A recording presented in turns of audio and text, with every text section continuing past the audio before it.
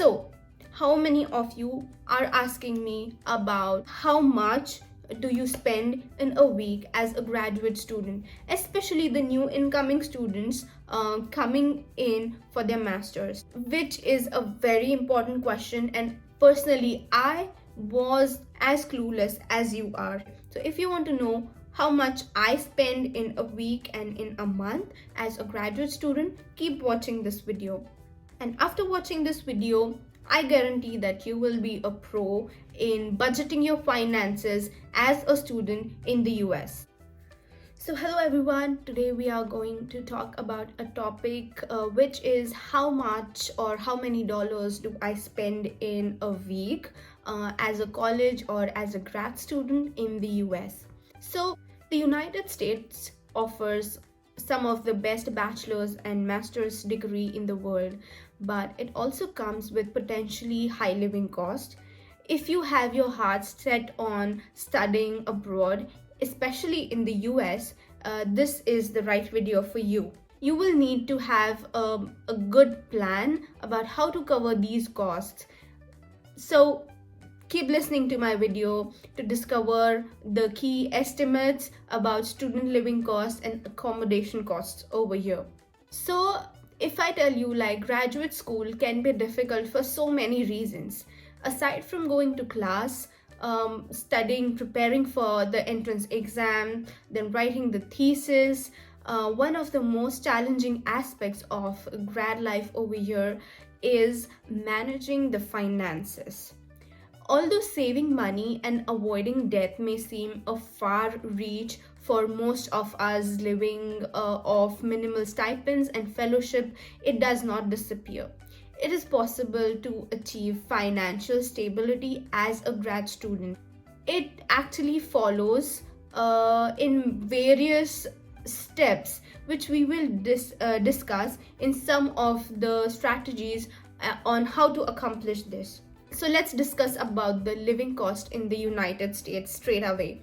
The living costs in the US may vary a lot because of the vast territory of the country. In general, living in urban areas in or maybe nearby a big city is more expensive than living in the smaller towns or the suburban areas. So to give a clearer picture about this, I will be very specific about the location that I lived in. Living costs may significantly depend on the following factors, which are accommodation on campus or renting apartments outside the campus, then meal plans, personal grocery shopping, or eating out, or cooking, then traveling by public transport or by your own car, then amount spent on your entertainment, personal spending habits,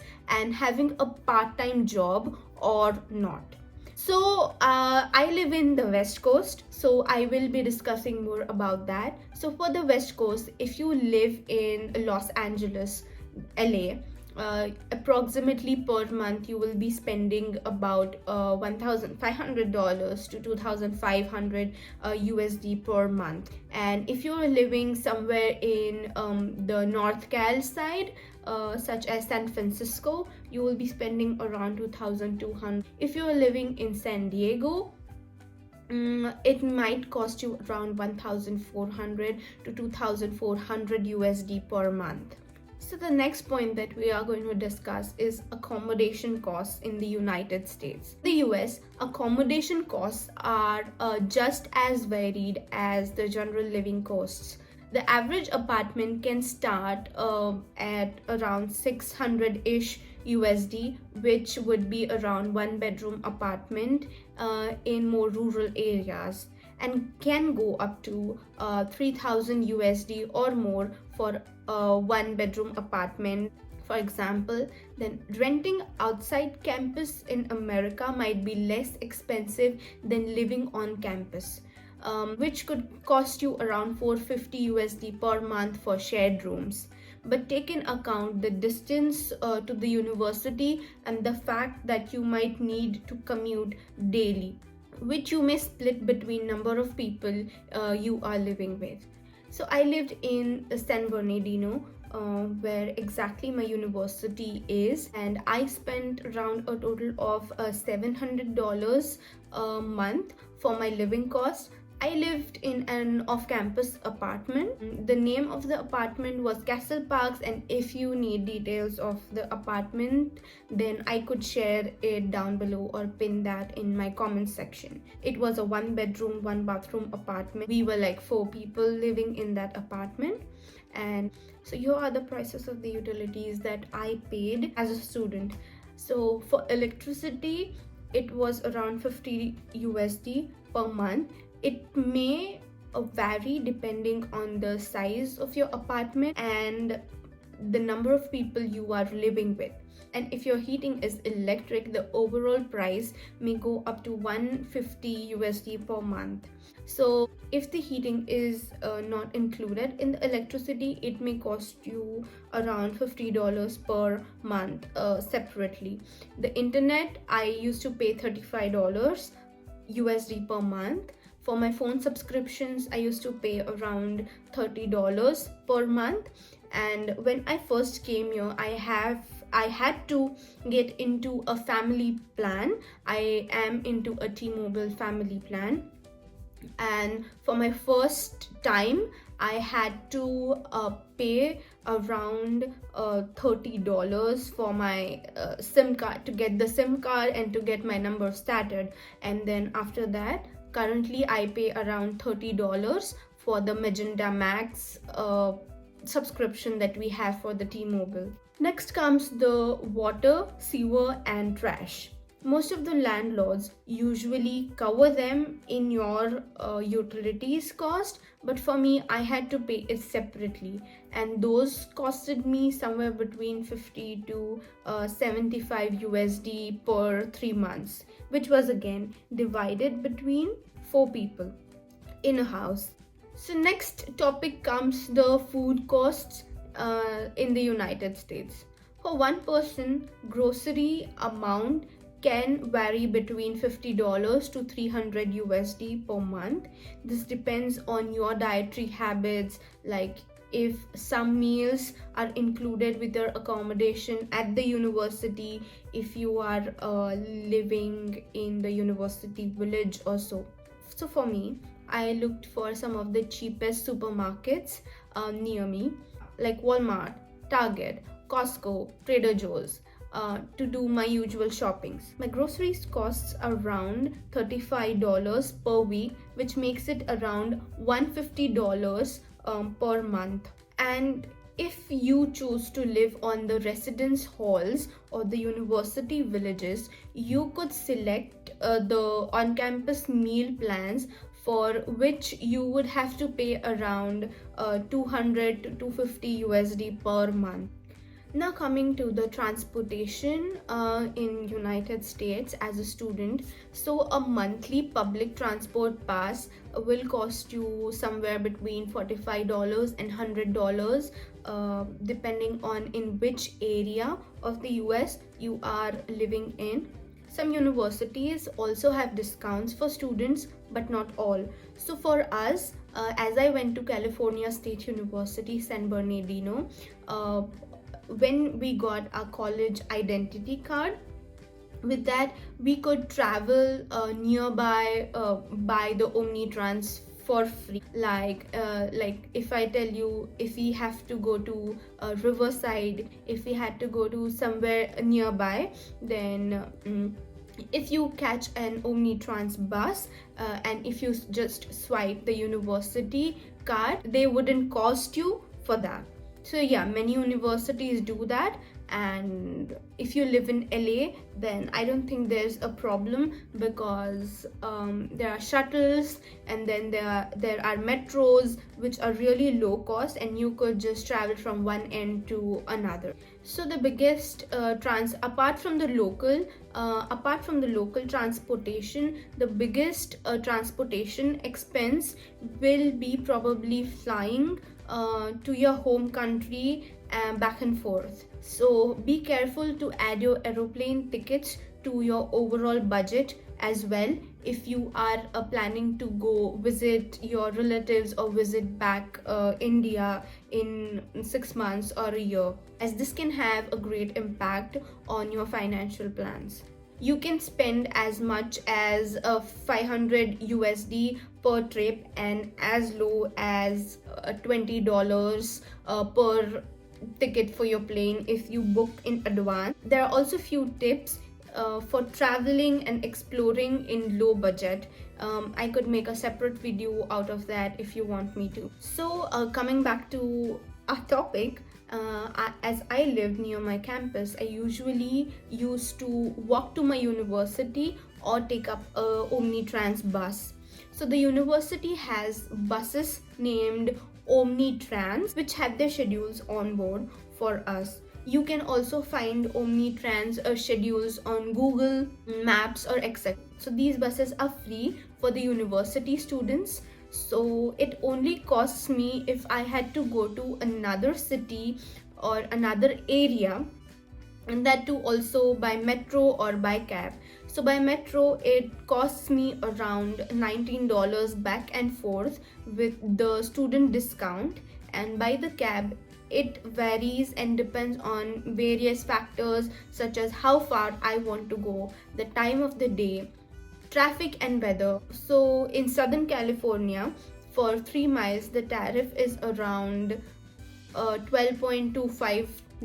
Now, what are the additional costs apart from the basic costs that are required? So what are some of the additional costs that you would want to keep in mind, which are books and other study materials, which might vary and depend upon your professor and your study requirements. So for me, the books and other study materials costed me around $1,000 or 1,000 USD per academic year. And some of the other additional costs are the health insurance. So for the health insurance, many international students don't know that the health insurance varies per year. So when I came, there was COVID, of course, so the health insurance were much less. But now, from this year, starting 2022, the health insurance have increased very much. So keep that in mind, that the health insurance would be floating. So for me, the health insurance costed me around $7 to 1,100 USD per semester or per term. So this year is 2022. It was way more than expected, which was around $2,000 for my second last and my last semester.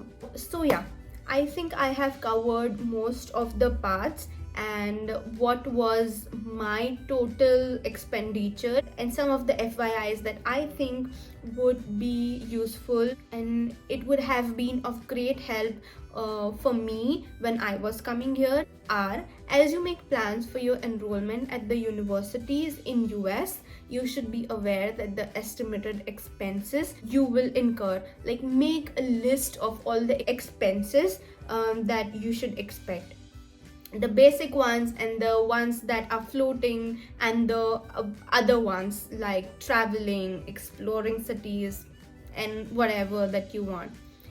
The Financial Aid Office also provides a standard budget that you might find helpful in your planning process overall. I would link the financial standard budget for CSUSB students, which you might find useful. So we use the standard budget to evaluate or determine how much loan should we take while coming from India to here. For a typical single graduate student living on campus with no dependents, the standard budget is listed on the university's website under the financial section. In addition to these expenses, the first year students can expect transition expenses, including technology purchases. If you are planning to buy a new laptop, if you're planning to buy a new cell phone, then moving expenses, other expenses based on your personal situation. Also, if you're SIM cards. Sometimes the US SIM cards do not work in Indian phones or the Chinese models, such as the MI phones or the Xiaomi phones or the Huawei phones. So just keep that in mind, that you might have to buy a new cell phone for the network. So where should you start? A good place to start exploring about your accommodation and housing options is a gateway for new graduate students website, which I would link in my description below. So now coming to the main point, which is the your tuition charge. So the actual amount of your quarterly tuition charges depend upon your school. Usually if your school is an engineering school, the engineering students pay rates are a little higher, and your number of units are a little higher as well. So usually students who are working on campus as research or teaching assistants are allowed to enroll in no more than 8 to 10 units per term or per semester. Those not working typically enroll in around 11 to 18 units, which may also vary on your university requirements. So I suggest to check up the university graduation requirements for this information. Then upper level graduate students may also register for the TGR and are still considered to be enrolled full-time for financial aid purposes. So you can find your particular tuition charge divided in term or semester wise on the graduate and professional tuition rates website of your university. For CSU SB, I will link down the total tuition charge divided in different terms below. So you should make a list of estimated versus the actual expenses, because your budget may vary depending upon various situations, as I explained to you earlier. The budget amounts for tuition, campus health service fees, and medical insurance exactly reflect the amount that you will be charged on your university bill. All other budget items are allowance meant to estimate the typical cost incurred by a graduate student. If your actual expenses are significantly higher than your allowances, you can submit documentation of your cost to your financial aids office. They may be able to help adjust your budget and increase your loan eligibility. Most students find the allowances to be a realistic estimate of a conservative budget. If your circumstances allow you to spend a lesser amount than the standard budget, you should consider borrowing less than your full eligibility. So, the university also grants you a financial aid and separate loans for international students and for residential students as well. So for me personally, I have a non-collateral loan back in India. If you want to know more about how to apply for a loan, how to get approved for student loans while coming here, I would love to make a separate video about that. Let me know how you like this video, and if you like my video and my content, don't forget to like, share and subscribe to my videos.